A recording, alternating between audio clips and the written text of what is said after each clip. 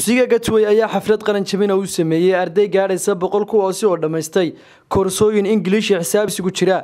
Munaasabadan oo ahay Mr. Sir loo soo agaasimay oo lagu qabtay hoolka rays ee magaalada Laascaanood ayaa waxaa ka soo qayb galay marti sharaf aad u tiro badan waalidiin iyo maamulka iyo macallimiinta dugsigaasi Gatway.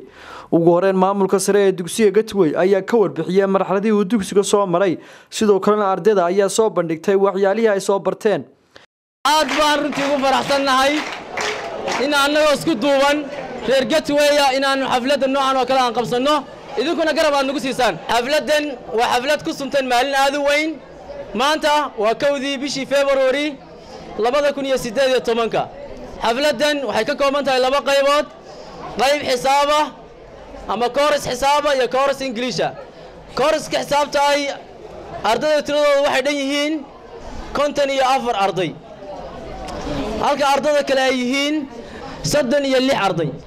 I'm greeting here my classmates, schoolmates, guests, listeners, audience, teachers, organizers, parents, and other respectable people around here. So all in all, peace of Allah be upon you. Salaam subhanahu madaxdayda saakay Sooria waxaan ka dhigayaa hadalkiisa guurtida suubanaabena saaka sagootinayna saatiro wallahayow mahadaada le saadagabay siciido u baryahan waan ka saahiday ma soo kayso wadhuwe halkan saarayleega inta sool ku nooloo dhanay siciitini dhow. marti sharaftii ka soo qayb gashay xafladda ayaa ku amaanay maamulka Gatway ardayda tayada leh ay soo saareen, iyagoona ardayda kula dardaarmay inay sii wataan waxbarashadooda. cilmiguna waxa weeyaan mar walba ujeedka laga leeyahay waxa weeye waa bulshada inaad dhibaatooyinka ku xeeran aad ku xallisid ayaa la doonayaa. lama doonayo inaad dad wax barato shahaadooyinka sanduuq ku rido kadibna aad iska fadhiisato seexato oo soo toosi. lama doonayo ee waa inuu macna sameeyaa oo laga dareemaa bulshada dhexdeeda laga dareemaa. arday adduunka maalinba meel baa la joogaa. waxay la muuqataa inaad ka nasiib badan tihiin kuwa guryahooda jooga maanta, dibjiriinta ah, waalidkood ka qustay, waxba aan qabsan karaynin ama loo waayay qarash lagaga bixiyo waxbarashada inta adigu aad qaateen oo kale. haddii aad ilaahay chance-ka idin siiyey, waxaad idinkuna ilaahay ugu mahad celisaan iyo waalidkiin in aad sidii loogu talagalay uga soo baxdaan waddankana wax ka beddeshaan.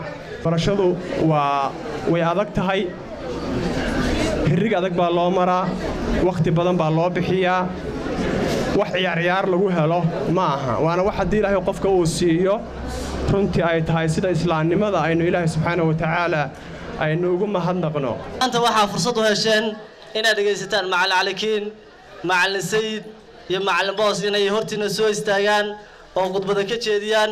marka waxaan leeyahay dhegaysi haboon. anoo la hadlayo marti sharafta iyo ka soo qayb galayaasha xafladda inaanu marxaati gashanno haddaanu nahay bahda Gatway, inaanu idinku marxaati gashanno maanta inaad marxaati nooga tihiin intaasoo arday inay tahay arday ka qalin jabinaysa luqadda Ingiliishka iyo xisaabta, inaad intaa marxaati nooga noqotaan maantana ay haystaan aqoon ku filan. ugu dambeyn waxaa mid shahaadooyinkoodii loo guddoonsiiyay dhammaan ardaydii maanta qalin jabinaysay oo isugu jiray wiilal iyo gabdho kuwaas oo ka koobnaa 100 arday. Mukhtaar Cabdi Jaamac, wararka warbaahinta SBC, Laascaanood.